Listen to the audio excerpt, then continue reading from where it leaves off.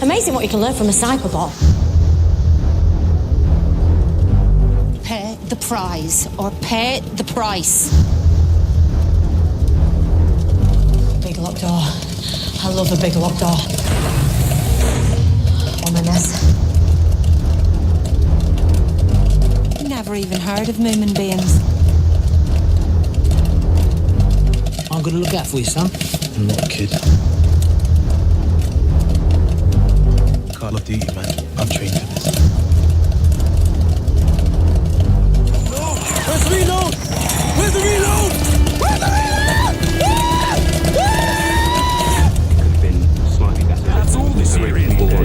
Slightly better. Watching is also very That's all the series. Boring. That's all the series. Boring.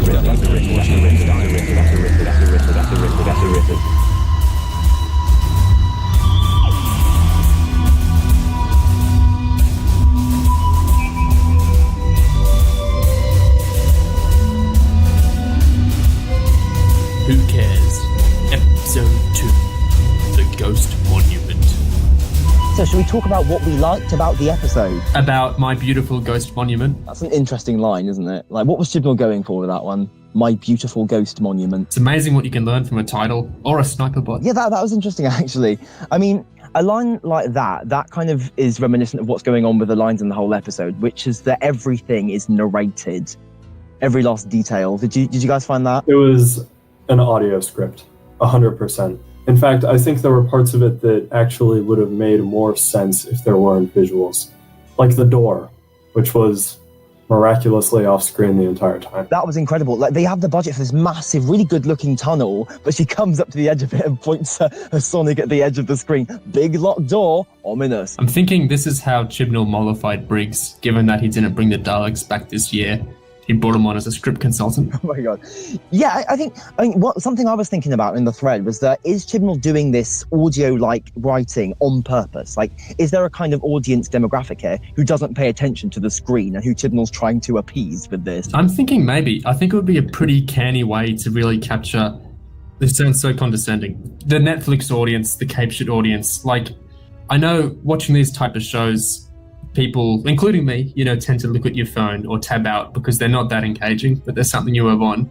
So if Chibnall's aware of that, if he's conscious of that, and he's making the characters narrate like they're in an audio, so people, while they're doing the laundry or fucking around on their phones, can still understand what little is going on, that's kind of inspired in a really weird way. As a genuine stylistic choice, right, it does seem to make sense, and it might not even be something that's worth getting mad about at this point if he's doing it deliberately. But why not show the door, though? Like, that doesn't make any sense to me. Yeah, that's the question I can't get my head around. That and the water also.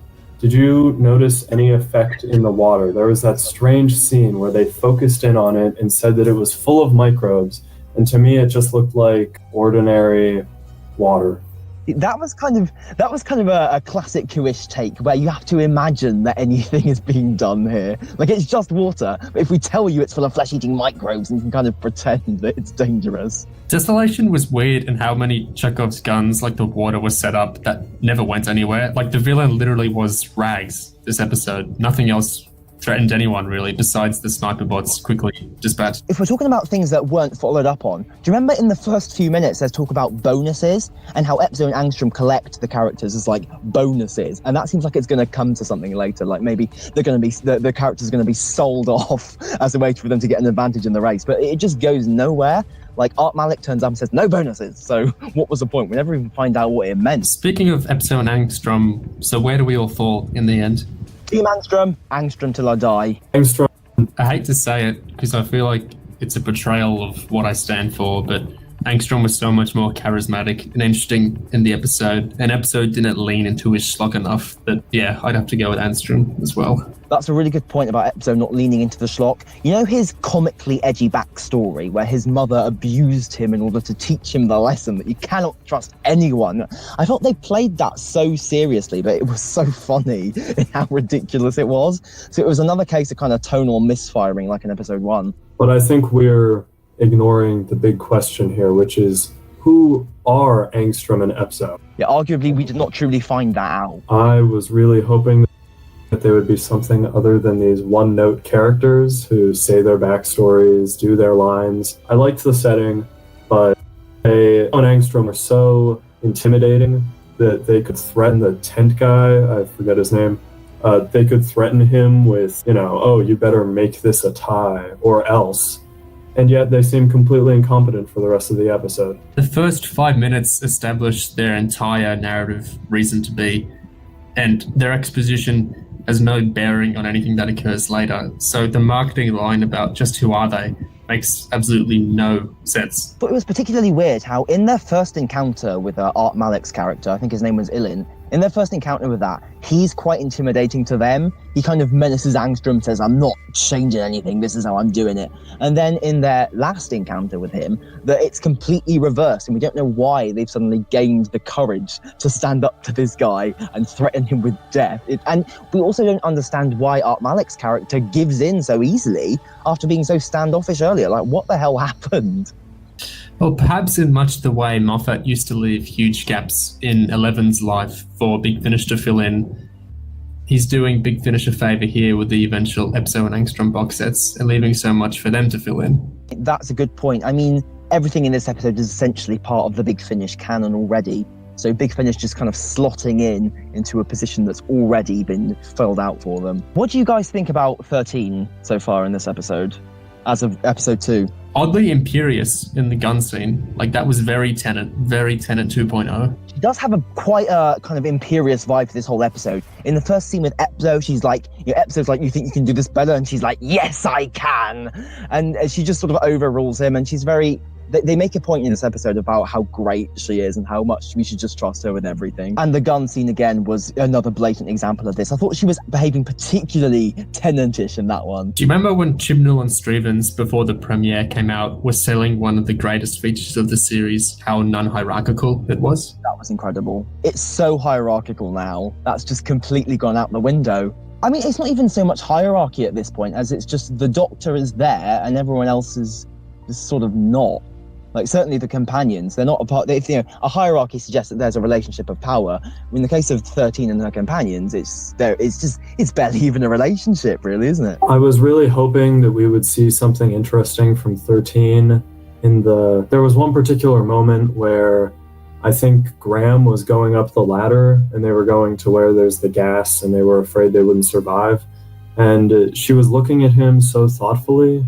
And I hoped that she was like trying to, test it using him as the test subject. I don't know. I thought there would be something more to her thought process, but it seems like she just says everything out loud. I don't know. It's taking me a while to settle into her portrayal of the Doctor. I wouldn't have expected any sort of master plan stuff from 13. I thought that moment where Ryan's afraid to go up the ladder and 13 gives him some advice on, think about acetylene, stuff like that. That seems like an encapsulation of what they're trying to do with 13. And I like that well enough, even if it is basic. But it's such a contrast from, like the gun scene, for example, where she's just saying, oh, you idiot, don't pick up a gun. So again, it's incoherency that's bothering me. Speaking of Ryan climbing the ladder, do you remember last podcast when we speculated if his dyspraxia would just become a little character point for the brownie points and not have any real bearing on the narrative, and he could do anything else aesthetically needed by the stories? Why is he only struggling with ladders? Is that like his sole dyspraxic issue? Yeah, I know people with dyspraxia, and I believe that they can be good at video games, right? So, I mean, that's plausible. But, the running, that was fine. Oh, I'd have to happily completely concede the issue there then. I suppose it was as much my bewilderment that 2 episodes in a row presented ladders as his unique obstacle then. But more to the point, what did you think of the gun scene itself then, Nate? I didn't like the gun scene. I know that 13 had so many emotions about it, especially when she just solved the situation with the bomb that was at her feet the entire time. The gun scene itself, like the moment that, Ryan picks up the gun and starts running around blasting everything. How do you guys feel about that? I loved it. Hilarious. The most I've enjoyed the show since the Series 10 finale. I thought that was exquisite, but it also feels like it's from a completely different script and a completely different show, which might be why it's so enjoyable. It felt like it was from a self-aware show that knew it was being funny and a bit of schlock. Tossin's performance in that scene perfectly encapsulated what you just said there, Neo. By the end, he's just screaming. It's like, whoa! Like, he doesn't care about trying to take this character seriously anymore, and that's perfect. The point of view shots as well from the director's choice. It was all a bit of visual fun. It was a lark. It was funny. It wasn't so self-serious and dour. I love those POV shots. Like, I know some people complain about them, but if you're doing a sequence like this, you might as well have fun with it, right? Yeah, gamers have to rise up. Indeed. I thought the direction on this was all around so much better than on episode 1. What were you guys' thoughts? Oh, absolutely, yeah. Like, it just benefited so much. From the opening scene, as instantly, we had these nice long takes going around the inside of Epzode's spaceship. Those were good. There were a lot of interesting shots where it kind of went really close up on a character's face while they were talking. Kind of reminded me of the 50th, which used that for like the first half. It was kind of in effect. There was lots of close-ups on eyes near the start, weren't there? And just, I liked, as Ryan wakes up right at the start, there's kind of a montage of sort of abstract images, and it's kind of hallucinatory. That was a nice touch, and it was nice to see some flair still exist in this era. Yeah, I've no real complaints on the direction front. The tone, apart from the Ryan scene, which subverted it in a cool way, the tone was pretty consistent. Everything looked pretty uniform. Yeah, I thought the direction was good. Nate? Oh, I think the close-ups, at one point, I actually thought if they'd finished designing the set, or if they just needed to do the close-ups on specific objects. It really helped with the nice atmospheric feel of the rooms and the tunnels in particular.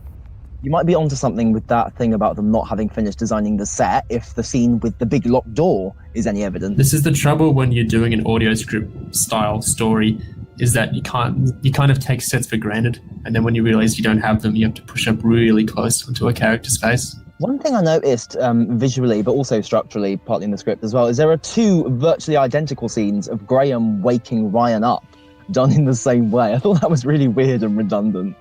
So we get one at the start when he's waking up in the spaceship, and then another one when I think they're on the boat, and it's just like, why are we doing this again? I saw a comment, I think, in the threads to this effect, but it was, if this was in Classic Who and it was a serial, the boat would have sprung a leak at the end of the episode, and we'd have to do a whole show and dance about how they got the boat going again, and I thought that was pretty funny and on point. To be fair, a scene where the boat sprung a leak would have been quite interesting given the water was full of flesh-eating microbes, but of course we cannot see any scene where the flesh-eating microbes become relevant. Speaking of getting eaten by flesh-eating microbes, what was your reaction to when 13's really schmaltzy, emotional bank commercial theme started playing while she was lambasting Ryan about the guns? I mean, it's like sensory overload at this point. Like, I barely even registered that was happening because just everything is so all over the place. It was just another note being struck in this vast cacophony. It actually felt very Doctor Who to me in that it reminded me of all the times in Series 5, 6 and 7 when I'm the Doctor would start playing at kind of inappropriate tonal times. Exactly. I mean, I feel like it was never quite this inappropriate in Matt Smith's era. That seems a bit unkind. Perhaps it was just overused. Well, it was definitely overused in Matt's era. But at least it had quite a few variations, whereas we had two little variations in this episode, but they're not that varied. So I worry that her theme's going to grate really fast, especially coming off 12's, which never grated because it was so dynamic and long and shifted a lot.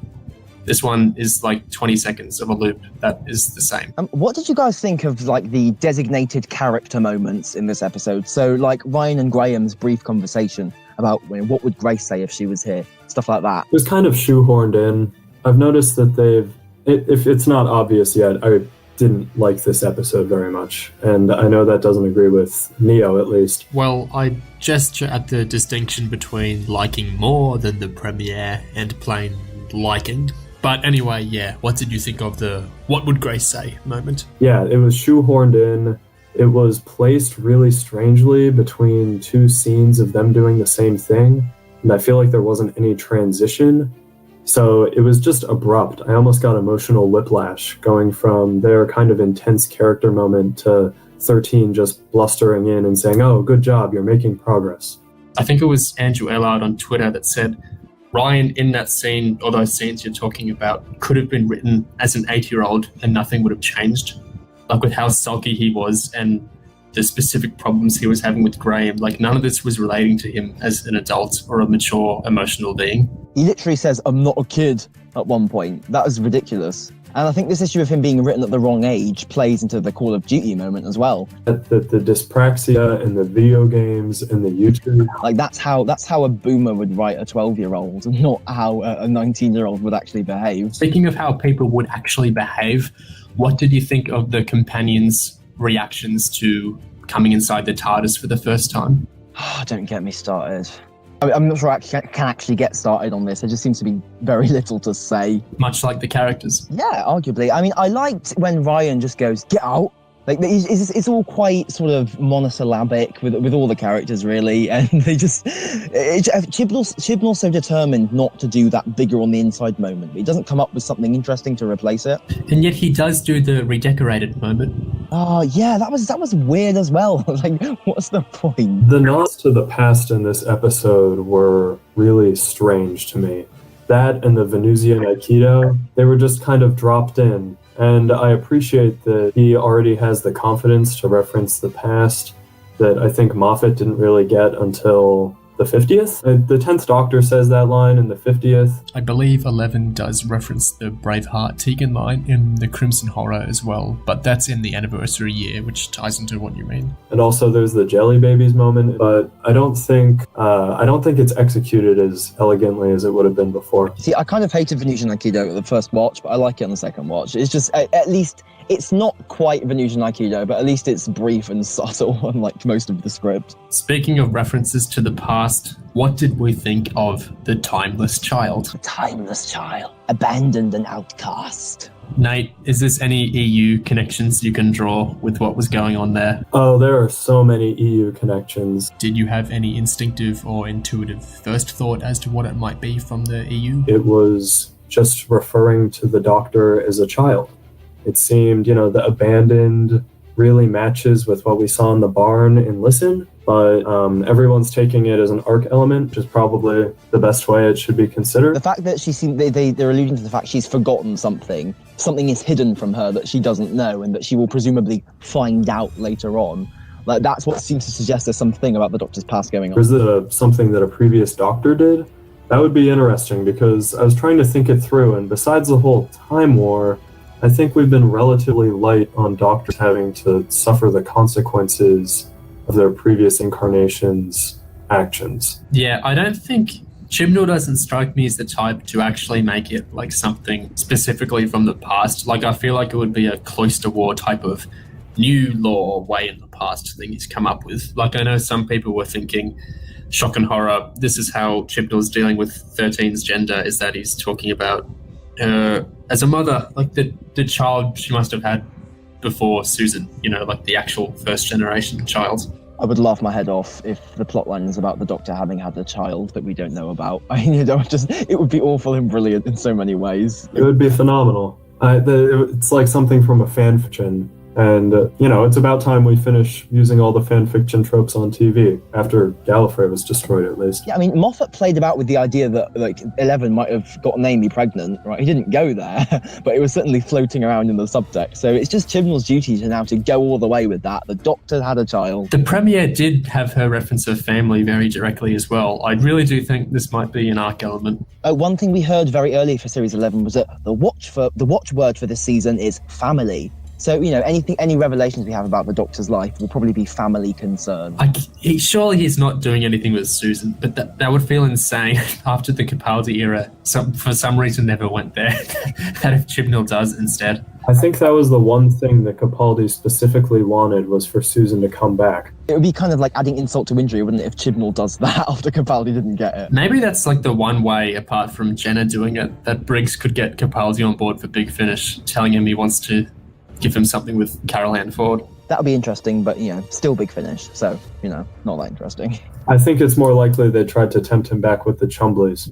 It's possible. Chumbleys in a press release for normal people. I wonder if Chibnall will ever get to his Mondasian Cyberman press release point. That's a good question. How many years would Chibnall have to do it before he got to that point, given where he's starting out? Well, it was, 7 for Moffat to get there.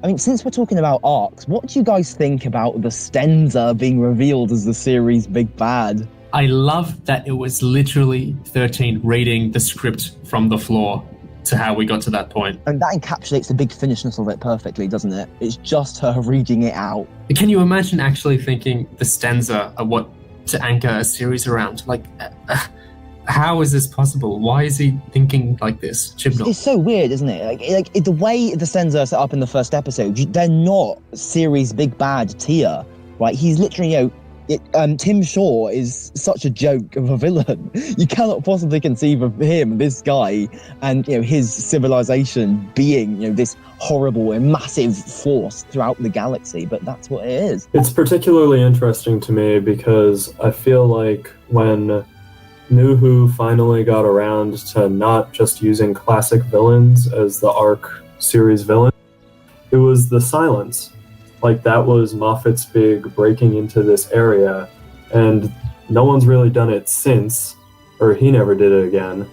And the fact that the stanza is the next attempt that we're getting of introducing like an iconic new villain, it's really disappointing. The Silence and the Weeping Angels, to maybe a lesser extent, to an equal extent, have such a unique, captivating, not just visuals, but concept as well. Like, this is really original stuff that lodges into your head. It's not just the Predator, Yeah, it's strong. Like Weeping Angels, they move when you don't look at them. The stanza, they have teeth on their face, and they're really cold. Yeah, I have some amount of hope that something interesting could come of it, but yeah, the thing is, apart from the teeth thing, they are unutterably generic, aren't they? Chibnall wouldn't do this, but I'd like it if the stanza were like totally subverted towards like a narrative substitution towards the end, where you thought the stanza were going to come be the big bads. Someone else comes and slaughters them all, and then, this is the bigger fish, this is the really bigger bad, and then it's the Daleks or something. Oh, that would actually be quite funny. I'd support that, but arguably maybe it's even something completely different, like the Stenza turn out to be the good guys, or the Stenza just have some... Or hell, maybe we just lean into the teeth aspect and the Stenza turn out to be teeth obsessives. And the whole series is about dental hygiene. Well, I've heard a rumour that the next episode might concern a certain species looking to get Rosa Parks' teeth. I mean, that will almost certainly be a better story than what we're going to get. On the subject of monsters, how did you guys feel about Doctor Who and the Fabric of Death in this episode? I wouldn't have minded some for myself while I was watching it. See, throughout my rewatch of the episode, I just started noticing the bits that I didn't miss that I didn't see on the first watch, which is where they show you the rags lying about in the desert while they're walking through it on the way, and it's just so amazingly unthreatening. You get these music cues. Look, it's a rag, it's a fabric. I think the most interesting post in the threads about the rags was from the Oncoming Storm. I'll read it out verbatim because I think it's quite a good take. He says, I'm not going to try and do his accent. Talking rags are actually a nice idea. An intelligent creature that exists in the form of rags created by scientists as a weapon, and they survived in this terrible post-apocalyptic world somehow. Very Terry Nation and Stanislav Lem. It's not the best, but it has potential. The question is, why would you waste them? Why would you spend time on the sniper bots and all the pew-pew shit? There are a couple of ideas like post-apocalyptic creatures in bizarre forms, the space rally scientists forced to make weapons for their overlords, but they're mostly done away in one line of exposition, literally one line of exposition, and then we get tedious boat scenes and sniper bot shootouts instead of trying to do anything with these rags that Storm says have some potential. What do you guys think about that? I mean, regarding the potential of the rags, I feel like Storm doesn't kind of address what could be done with the rags. On my rewatch, I thought maybe they could be like analogous to bandages somehow, because 13 says that they're clearing out the wounded, and maybe they're a twisted kind of bandage or something like that. At least something going on with the rag imagery, but it's not really there. We just get some dinner and bondage where they sort of start tying up the characters, and that's about it. I think you could do something visceral. Mummification, that could work. The idea of the bandages wrapping around you and kind of like constricting you. There's something that could have been done there. Could have been the remnants instead of, just the rags floating around in midair. And also the fact that the fabric of death can be beaten with a knife, I mean, of course, only idiots carry knives, but still. Only idiots carry knives. What a comeuppance for the Doctor to be confronted with something that she tries to sonic away to no effect, and then Angstrom whips out a knife. I thought they could have done more with that. I'm glad they didn't, but they could have. Speaking of Angstrom kind of one-upping the Doctor, am I crazy for thinking that actress, how to put this? Susan Lynch. Yeah, Susan Lynch had a lot of charisma and interesting line delivery and was kind of magnetic in a way that, I mean, this could be down to the writing, because it's always more fun to be a villain or a side character rather than the main character who, by design, has to be a little more bland. Although Doctor Who normally subverts that by having the companions fulfill that. Anyway, do you think she would have been a better 13? Susan Lynch? It's quite possible. I think that if she had been cast as 13, the quality of the writing would have been the same for her as for Jodie. I think Jodie's doing a great job. She really sold that reading from the floor scene. That was just so inherently doctorish to me. But I'm really looking forward to seeing scripts that aren't written by Chibnall. This might be a case where the definitive take on the Doctor is written by someone other than the showrunner, which I think is unprecedented. Yeah, I'm trying to think. I guess for 8, the definitive takes came from either, who would it have been in the books? Orman and Blum? Yes, exactly. Kate Orman, definitely, with Vampire Science, right after the horrific The Eight Doctors. Some would argue that the definitive take on 11 came from Gareth Roberts in The Lodger, because they copy that a lot for Matt Smith after that point. I would kind of agree with that, honestly. I think The Lodger is not quite given its due as possibly the strongest script in that series. It's insane how well put together that is, and how much a perfect vehicle it is for Matt specifically, who's kind of riffing off Tennant more than we see now early in the series. When we have series 6 and 7 and his later characterization to go on, we kind of view him in that lens. But you watch some of those early episodes and he's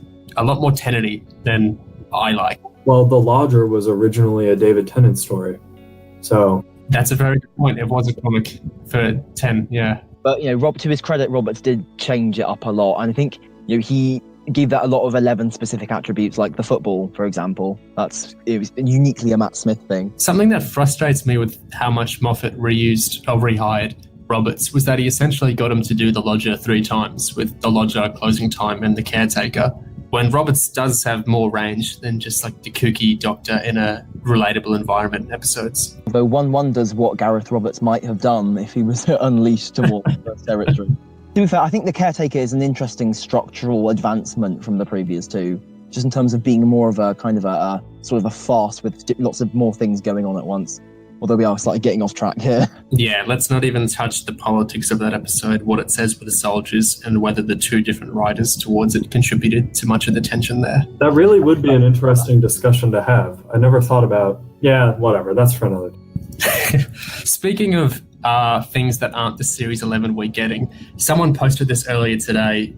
It was a quote of Capaldi's from the hiatus year, 2016, and I think it's really interesting to consider now.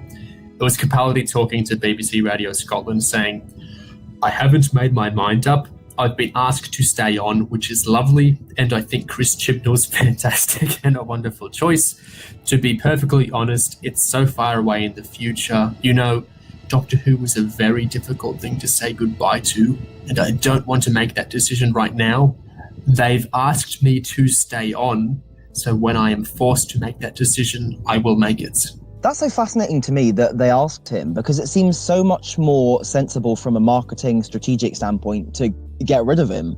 Because his era proved toxic for the ratings, so to speak. So interesting that they wanted to keep him on. I normally try to read between the lines in the BBC stuff, but honestly, from what him and Chibnall say, I kind of believe that Chibnall was totally open to keeping him on, and then presumably doing his female Doctor after a series or 2 or whatever of Capaldi. On the one hand, I'm really glad that's not what happened, because I think that they had 3 phenomenal seasons.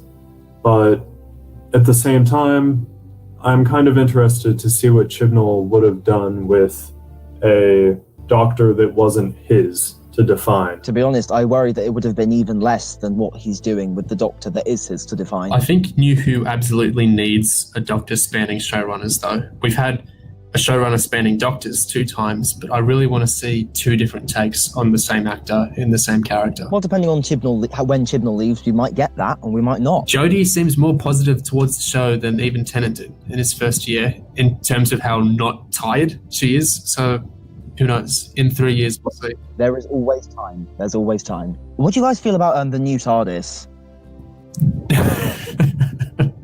Yeah, Can I take that as your answer? I like it. I like the look. I like the crystals. I'm open to it. If the walls really do move when it dematerializes, that would be really neat.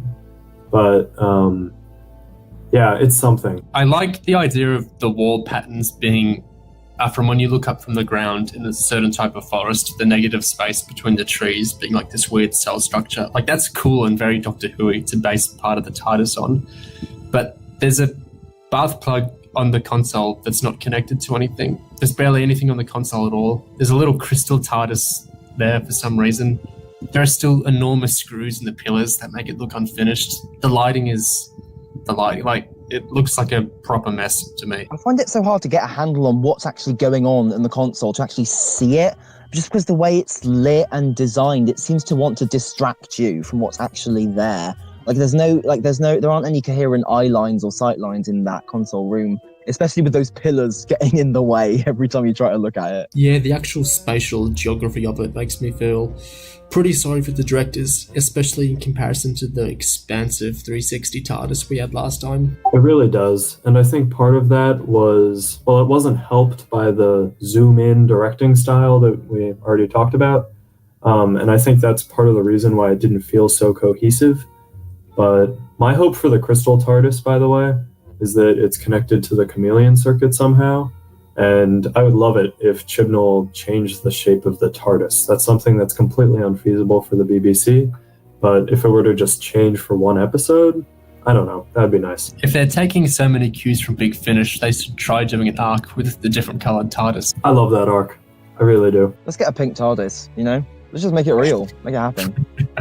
They did mention the green police box, right? Yeah, that one's real. See, that's sort of, I mean, that's a nice detail, but Yaz saying that line when she says, "Oh, the one in town's green," this doesn't make any sense. It's still a nothing line, despite having an actual real detail of geography in there. I can't help but love it though, because it's so not Netflix. It's so not Kate. Like, it's literally exclusionary to me, to Americans, to everyone that's not a Brit, you know, in Sheffield, which I love. I love that Chibnall's still got a little elitism about that. And yeah, I'm not sure how elitist that actually is. Like, does he actually expect the audience to know or care about the Sheffield police box, or is he just putting in a detail that he thinks will demonstrate that these characters are relatable and human and really live in our world? Speaking of strange lines, what were your thoughts on, well, I thought it was strange, the section toward the start where the Doctor explains why they can all understand English? That was an issue to me because I think Andrew Allard said this as well on Twitter, the last episode went to the same well of implants. Like, has Chibnall lost his imagination this quickly that we're using the same, like, low stakes world building stuff for different reasons? Like, it felt weird. It felt almost intentional. Not that I think it was, and how repetitive it was. There is one small possible advantage of the whole translation implant stuff, which is that it allows to draw attention to the fact that we still need the TARDIS. Because the 13 says, if I had my TARDIS, you wouldn't need this stupidity. And the whole episode is about trying to get back is in some sense about trying to get back to the TARDIS. So I'm not saying it's good, but there is maybe a small justification for it. Yeah, that makes sense. It seemed realistic. He was really trying to give some attention to detail, which kind of made it hurt all the more when it wasn't realistic. It's not even necessarily in a bad way, but I think that is really specifically a Cape Shit thing. Like, this all started with Batman Begins in 2005, when it went to all that work grounding every single fantastical element of Batman, like why he would put a bat on his chest, why he could fight like a ninja, trying to ground it in some real science. And then, you know, Nolan's work there, it's like blockbusters now are still feeding off what he did there, that audiences responded to so much. And certainly all the Cape Shit Chibnall was watching, like The Flash and whatnot, do the same thing of trying to ground every little thing so an audience isn't pushed into too imaginative or fantastical a space. I think it really keys into that, which I don't really like, because I like the weird, unexplained stuff in Doctor Who, but I think it is a stylistic move, now that I think on it. Kind of on that note, like Angstrom and Epzode, okay, we assume that we haven't necessarily gone into the far future or anything, but they look completely human, despite the fact that they have this bit where they're like, what's a human? I'm not human, we're not like you. And like there seems like to be an opportunity to come up with an alien species there that's just not taken. Like everything they just look like steampunkers or whatever the hell. I just took that as a Gray's reference, to Rassilon's genetic, empiricism. Yeah, whatever. But I think what made Epzo alien was that he was wearing earrings. I think that was Chibnall's commentary. I wasn't convinced by that. I feel like Moffat at least gave us the decency of letting us assume that episodes are set in the future. Like, I don't think there's anything in Into the Dalek that really says that it's set in the future, but we can assume that it is. And this just felt jarring. I mean, there is I don't think we can assume that the Ghost Monument is set in the future, because we've transported to this place using the Stenza's technology, and there's nothing to suggest that the Stenza are time travelers. So I think we kind of have to assume they've just space hopped. But minutes passed from the end of the first episode, so it is the future. True. That's a genius point right there. How do you guys feel about the characters just as they are? Like, I noticed we get bits where Ryan says, don't always trust the wisdom of Graham.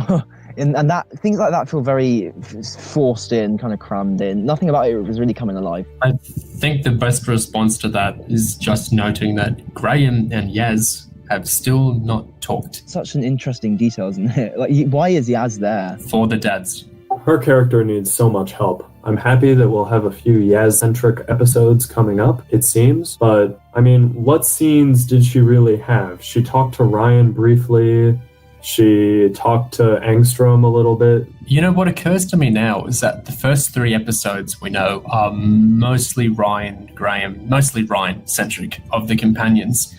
And episode 4 is going to be set back in Sheffield and modern day again. Why didn't Chibnall just not make Yaz a companion until episode 4 if he was only going to be working with Ryan and Graham for the first 3 episodes? It's interesting just how far Chibnall goes to not give Yaz anything interesting. Like, there's that moment where 13 is looking down at the flesh-eating microbes in the water, and Yaz is there next to her, and 13 says, "Oh, something, Yaz," and Yaz just doesn't say anything. Yaz is there for no reason. She's just there. She just cannot be given dialogue that might, flesh out who she is as a person. Speaking of dialogue fleshing out things, I want to note a few users were commenting to this effect. We talked about earlier the marketing log lines for the episode being like, "and just who are Angstrom and Epzode?" And then in the episode itself, all the characters, definitely 13, also spoke in a lot of questions, like about the plot, like literally doing exposition for the plot through manner of questions in their dialogue.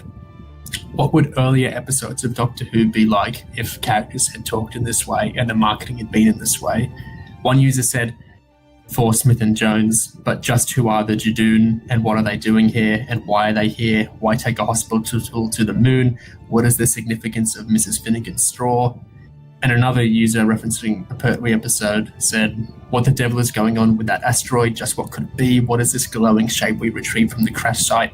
A power cell perhaps? And what on earth is recurring in that toy factory? Could it be related to the asteroid?"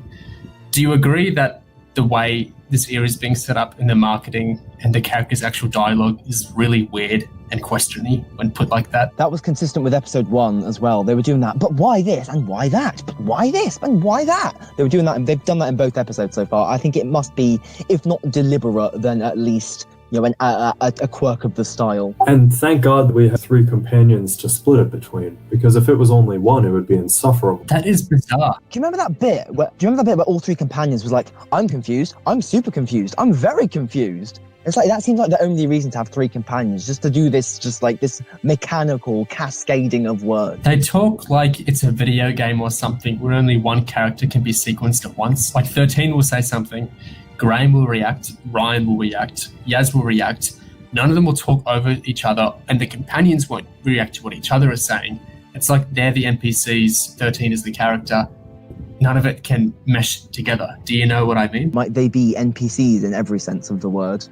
I do feel Chibnall has not quite grasped the techniques of writing Three Companions at all. Do the techniques even exist? Yeah, I'm thinking of Nissa in 5-0, and if it wasn't her getting dropped out, it was one of the other. It always gets me in kinda how Nissa is just completely retired for that episode. Like classic.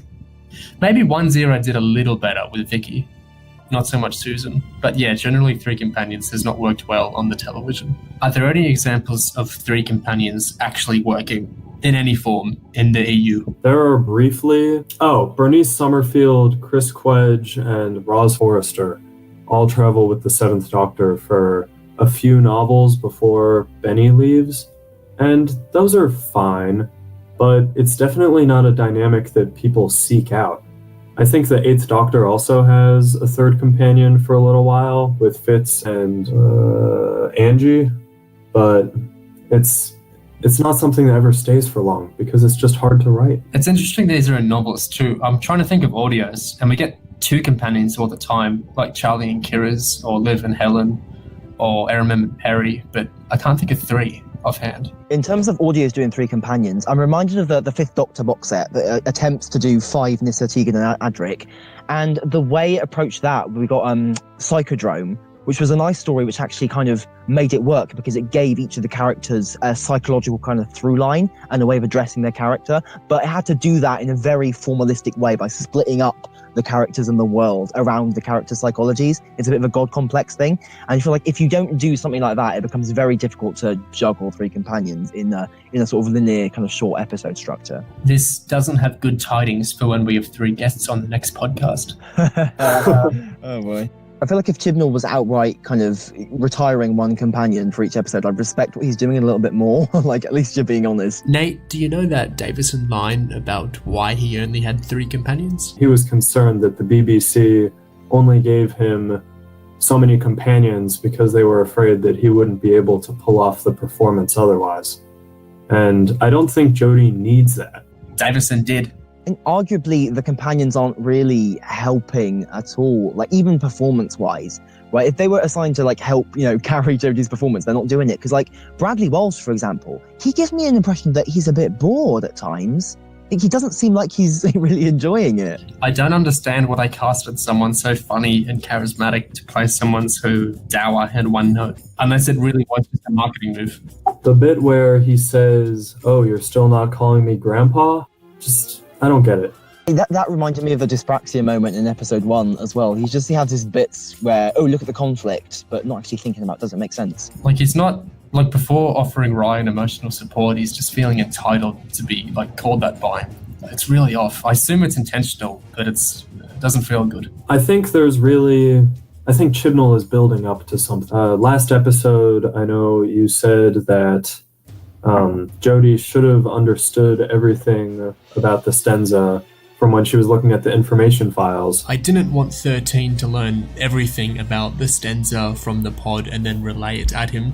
I just wanted her to extrapolate some information from the pod, so Tim Shaw wasn't reduced to just monologuing about how villainous he was on the roof.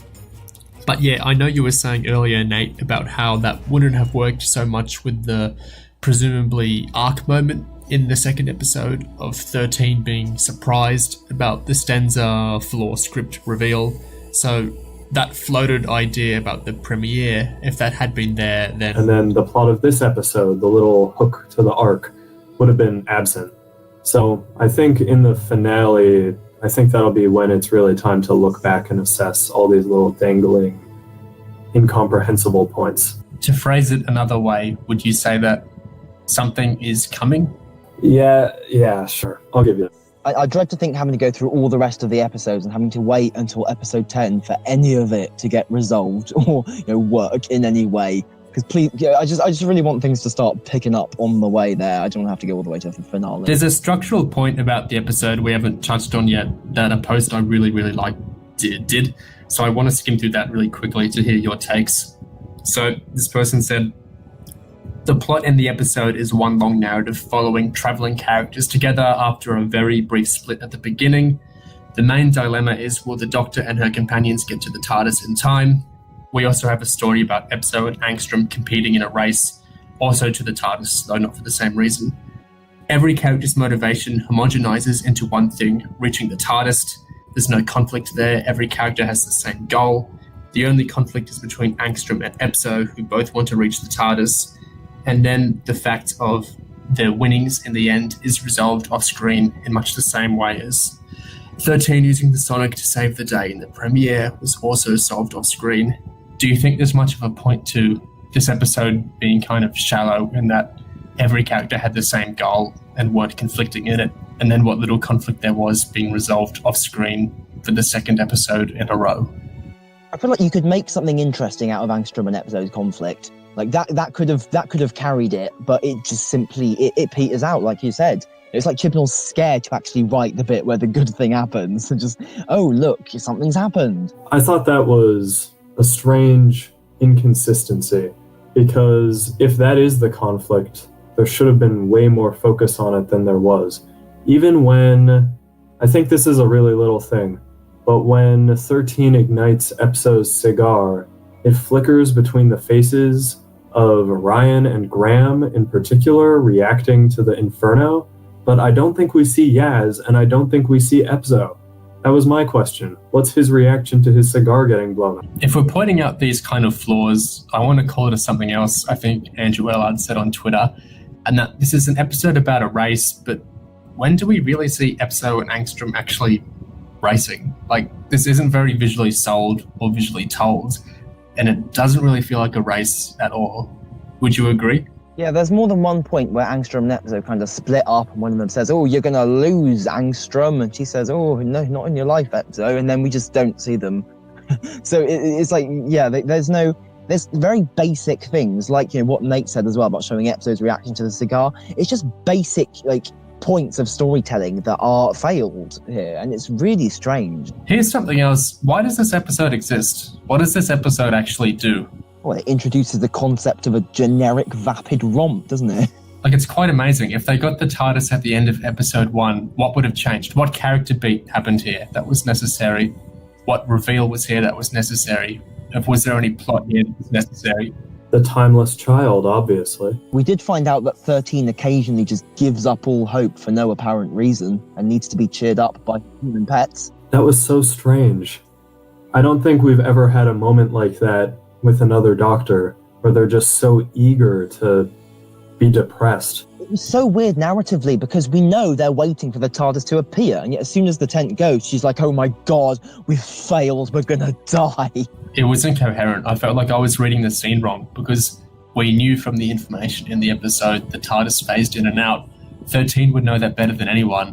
Why was she suddenly going mad over it not phasing in quite yet when she knew it was going to soon? It's like Chibnall wanted to give the Doctor some interesting emotional material, but didn't have a decent justification for it. Just like earlier on in the episode, Chibnall wants to introduce the fact the Doctor's a pacifist and doesn't like guns, but he doesn't have a good justification for it, so we get this whole thing about don't shoot robots. It's the same thing. He wants to hit these beats, but he can't contrive good reasons for hitting them, but does it anyway.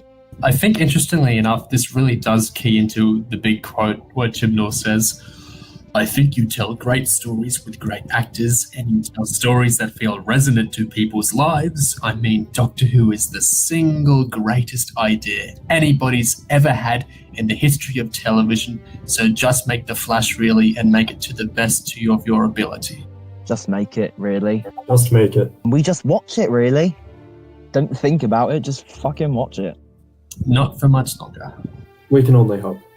By the way, I feel like this is a good time for me to mention that I never really got back to you, Neo, on who the Timeless Child obviously is.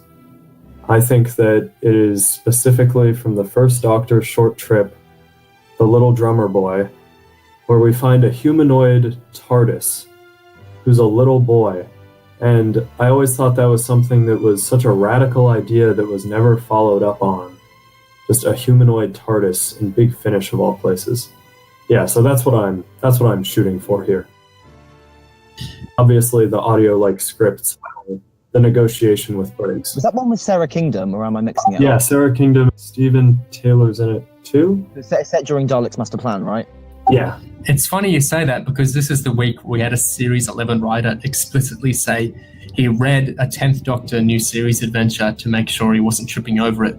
So if any time is there to really be integrating with the EU, it's Series 11. I love that. Vinay Patel will save Series 11 if I have anything to say about it. Yeah, to actually have read the book and not just TARDIS Wikia it up, it's pretty incredible. Oh, Nate, what do you think about how the TARDIS Wikia has had the redesign and BBC America has specifically been working with them and looking into it and whatnot? I can't believe someone from BBC America is looking at it seriously. Looking at their TARDIS Wikia, yeah, it's crazy. But to move from a note of presence to absence, I'm going to read this out since Morphin is not here and we're leaning towards the end now. And I think it was a fascinating point about the TARDIS, and I really am interested in both of your takes on it. So I'm going to read out what Morph said in a thread to not many replies. Phasing in and out of materialization, the TARDIS's only relatively dimensionally stable matter was her exterior. In the time it took for the Doctor to find her again, she was given adequate time to reshape the police box into something cleaner and more suitable once it had been almost completely destroyed at the end of Twice Upon a Time. But the interior couldn't stabilize long enough for a full redesign. All it could do in an attempt to heal itself was reboot, so the current interior is mostly the TARDIS's natural state as an organism, hence the roundels being spread out and untouching like cells, and the mechanical walls closer to the doors being in a displayed machinery.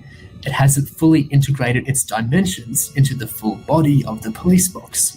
The TARDIS didn't have the chance to fully form and redecorate, but she did the best she could with what stable time she had. The TARDIS exists in all time at once. She knew 13 would come with a crystal screwdriver, so she chose to retroactively design herself with that form for added familiarity, for comfort for the Doctor's new self. Other than the color scheme and crystals, the interior is a natural, undecorated Type 40. This is all obviously his take, not like a proven thing. This is his ideas.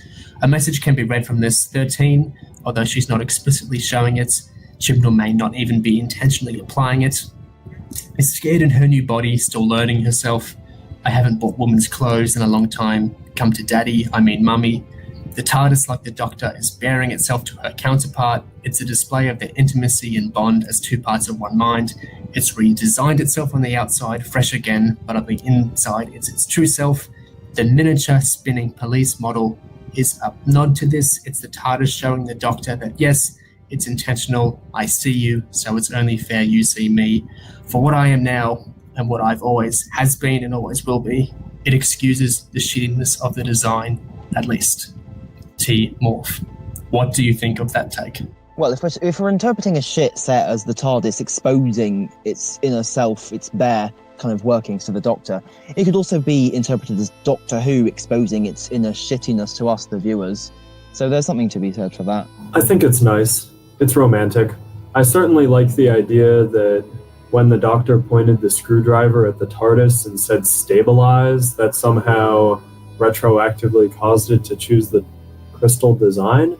It almost makes me feel better about the set. But I'd be really curious to hear what he thinks the biscuit dispenser is for. As per good old BBC controller Piers Wenger, gone is the duffiness and idiosyncrasy of her predecessors. Here is the TARDIS custard cream dispenser. The custard cream dispenser, that almost feels like one of those things that's just left over from another era and is just floated in. It sits so weirdly among all the other things. But then we've got the hourglass as well, haven't we? We've got things that seem like they belong on Matt Smith's first console, but they're on this one, even though it doesn't share any of the same design philosophies. How do you feel about the hourglass? It actually turns an hourglass in the TARDIS to send it off on its way. I dislike it for a lot of reasons. I dislike Smith's first TARDIS. It feels try-hard and intentionally quirky in a way I don't really feel with other TARDISes. Yeah, I didn't get this with Capaldi's TARDIS at all, but these little doodads, I mean, do they serve a purpose? Do you think that flipping the hourglass is really what launches it into dematerialization? No. What's so weird about the hourglass is that it doesn't represent a model of time that is compatible with the TARDIS, right? You know, the TARDIS goes across all over space and time. Why doesn't hourglass that linearly goes from full to empty, match aesthetically with this at all? Maybe we're misreading it, and it's actually how long it takes the custard cream dispenser to reload. Where's the reload? I mean, custard creams, again, like, when did 13 give off the idea that she was a biscuit person? Well, that was all the set designer asking Jodie in real life. And again, it's like I said, like, why couldn't Arwell Wynne-Jones just give Jodie Whittaker a custard cream in real life rather than forcing it into the show? That's a good question. I wish he could have somehow, it would have been difficult to organise, but not revealed it to her beforehand and somehow had her on-screen reaction be Jodie Whittaker's actual first true reaction to that piece of the TARDIS being there. I mean, it would have been interesting if we could see, the first time the actor actually goes into the set and that's the Doctor's reaction, although that might not always go to plan. This makes me miss the pilot so much when Lawrence Goff had that whole huge setup with how the camera would go in from the Doctor's room in the university on that big wire as the lights came in. Or the big shot we had in Remember the Bells of St. John, that big digital sequence of how the TARDIS went inside, like all in one swooping motion in the unbroken take when Clara went inside it and it all swirled around and it had such a huge sense of scale. Like, these are such memorable TARDIS reveal moments. And I think in this episode, it's like I was forgetting the scene as it was going on. Another useful point of comparison there is 11th Hour's TARDIS reveal. Right, we get the money shot of the big room, the console. The light is focused on the console, the focal points. We can see what we're meant to be seeing. Right, in the Ghost Monument's TARDIS reveal, as we get the shot following the Doctor into the TARDIS and we finally see the console, just as we're about to see it properly, we cut away. It's like the storyboarding is not actually attuned to helping us see the console and the things inside the room. The big shot of the whole room, the pillars are in the way, and we can't see what the hell's going on anyway. It's like the set doesn't want us to see it. So, how would you guys rate this episode out of 10? I thought about this last night because I knew this question would come up, and back then I decided a 6, but since then I feel like it's fallen to a 5 or a 4. I know how you feel about ratings falling. Like, I've needed to retroactively revise my score for episode 1 from a 5 or 6 to more like a 4. And in which case I'd give this one maybe a 4.5 or a 5. And I feel like I will regret this later as well. I would give it a 3, but speaking of ratings fallings, I'm probably going to go off to watch some Capaldi now. Better written. Pillar of Hope. Better written. Very cliched. Better written. Pillar of Hope. Better written. Very cliched. Better written. Pillar of Hope. Better written. Very cliched. Better written. Pillar of Hope. Better written. Very cliched. But I still felt that story was fairly boring. Better written. Pillar of Hope. Better written. Very cliche.